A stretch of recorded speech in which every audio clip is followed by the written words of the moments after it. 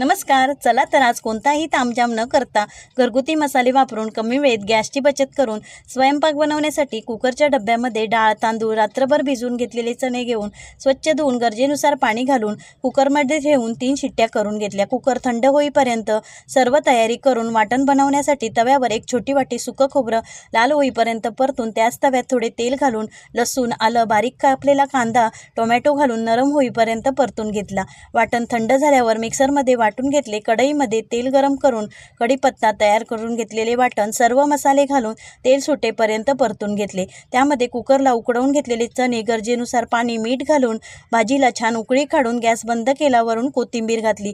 नंतर छोट्या कढईमध्ये तेल गरम करून खमंग अशी फोडणी करून उकडवून घेतलेली डाळ आणि ओलं खोबरं घातलं। डाळीला उकळी आल्यावर गॅस बंद केला। शेवटी कोथिंबीर घातली। सर्वात शेवटी गरम गरम चपात्या करून जेवणाचे ताट तयार। धन्यवाद।